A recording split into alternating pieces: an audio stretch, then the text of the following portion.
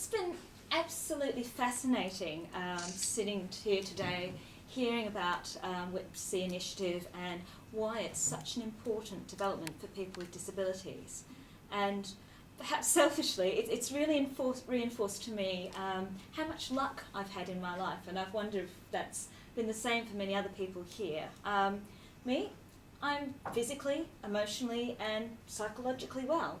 As a result, I can travel around, make decisions for myself, and generally live an ordinary life. And despite being Australian, which some of you might have picked up from my accent, my father was born in the UK, and that means that I get to benefit from having a British passport and not only working in the UK, but I could work anywhere in the European Union, and that's just an amazing opportunity. But these things haven't always been part of my life, and I know that there's no certainty that they always will be a part of my life. You know, there could be an accident, a loss, or just a series of unfortunate events, and these could change my life in ways that would mean I would face some of the challenges that Clarissa has just so clearly articulated for us. I feel confident in saying that everybody here today is here because we don't believe that opportunities should disappear just because someone has a disability. Moreover, we're committed to acting in a way that makes this belief a reality.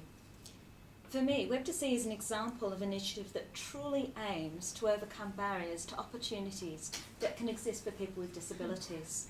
It recognises that education and employment are a part of everyday life. It acknowledges that everyone in the European Union should be able to benefit from the pan-continental mobility that their citizenship affords them, and actively seeks to facilitate this. And it values the skills of people with disabilities in helping to develop the website, advocating its usage, and giving support to each other in training and employment aspirations.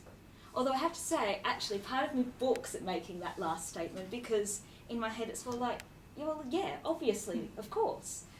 And the fact that I actually need to point that out really highlights to me just how much work there still is to do in changing attitudes and expectations with respect to people with disabilities, and just how important initiatives such as Web2C are in facilitating those changes.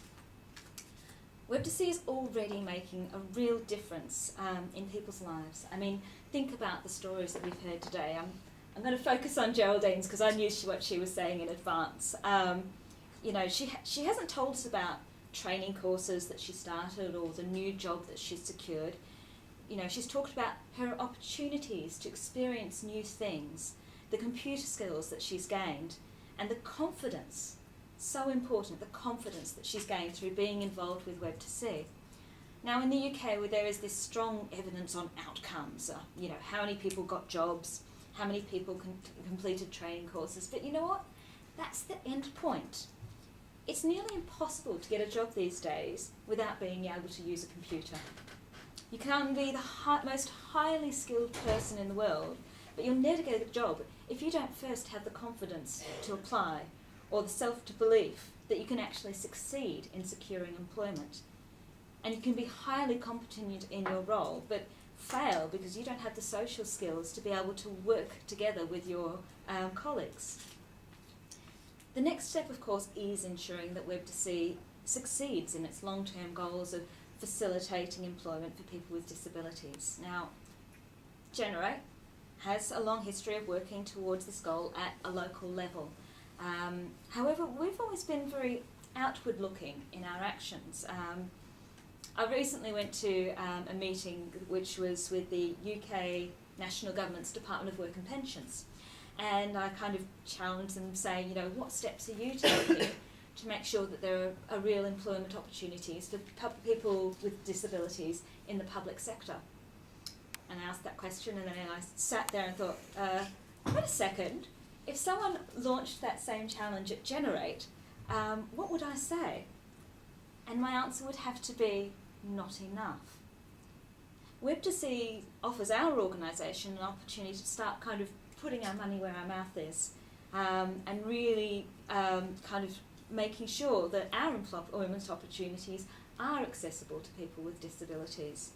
You know, this is a genuinely exciting opportunity for our organisation and for all employers.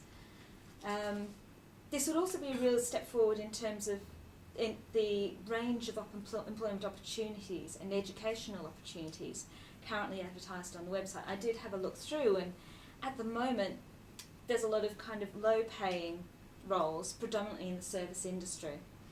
When Web2C is fully embedded, I know that we will see the full breadth of employment opportunities, from garbage disposal to hairdressing to business development to, I don't know, CEOs of charities like mine.